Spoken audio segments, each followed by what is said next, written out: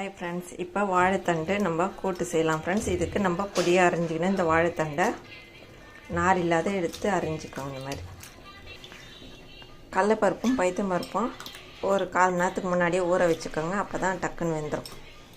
இப்போ இதை குக்கரில் ஆட் பண்ணிக்கலாம். இந்த கடலைப்பருப்பும் பைத்தம் பருப்பும். இப்போ வாழைத்தண்டை ஆட் பண்ணிக்கோங்க.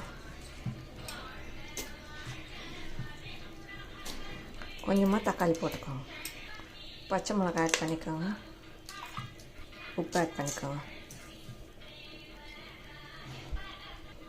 மஞ்சள் தூள் ஆட் பண்ணிக்கோங்க. இப்போ இதில் கொஞ்சமாக வெங்காயம் ஆட் பண்ணிக்கோங்க. இப்போ இதை நல்லா எல்லாத்தையும் கலக்கிடுங்க.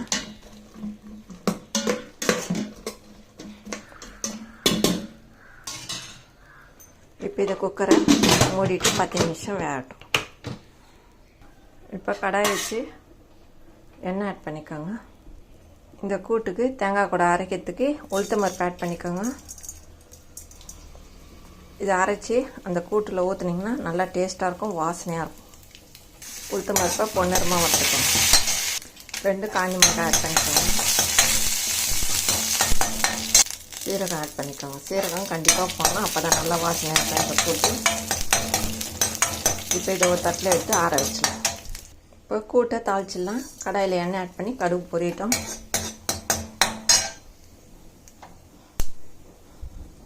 கருவேப்பிலை ஆட் பண்ணிக்கோங்க. பெருங்காயம் ஆட் பண்ணிக்கோங்க. இப்போ மிக்ஸி ஜாரில் தேங்காய் ஆட் பண்ணிக்கோங்க. இந்த நம்ம வறுத்து ஆற வச்சதையும் இதில் ஆட் பண்ணிக்கோங்க. இப்போ இதை நல்லா நைஸாக தண்ணி ஆட் பண்ணி அரைச்சிடலாம். இப்போ நம்ம இந்த கூட்டிலே இந்த அரைச்சதை இதில் ஆட் பண்ணிடுவோம்.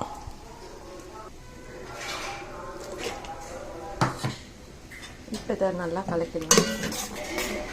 ஒரு கொதி வரட்டும்.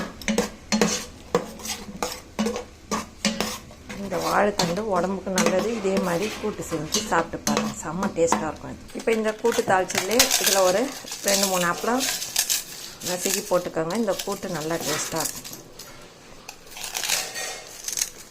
அப்பளத்தை வறுத்துடுங்க. வறுத்துட்டு அப்புறம் இந்த மாதிரி கொஞ்சம் ரொம்ப தூள் பண்ணாதீங்க. இந்த மாதிரி இருந்தால் தான் நல்லாயிருக்கும் இந்த கூட்டு. இப்போ இந்த கூட்டு நல்லா கொதிச்சிச்சு. இந்த தாளிச்சதை இதில் ஆட் பண்ணிடலாம். இப்போ இந்த கூட்டு ரெடி ஆயிடுச்சு ஃப்ரெண்ட்ஸ். இது கொஞ்சம் தலைன்னு நிறுத்துங்க, அப்புறம் கட்டி ஆகிடும். ஆறுச்சுன்னா இந்த வீடியோ பிடிச்சிருந்தால் லைக் பண்ணுங்கள், ஷேர் பண்ணுங்கள், சப்ஸ்கிரைப் பண்ணுங்கள் ஃப்ரெண்ட்ஸ். டாடா பாய். மீண்டும் அடுத்த வீடியோவில் சந்திப்போம்.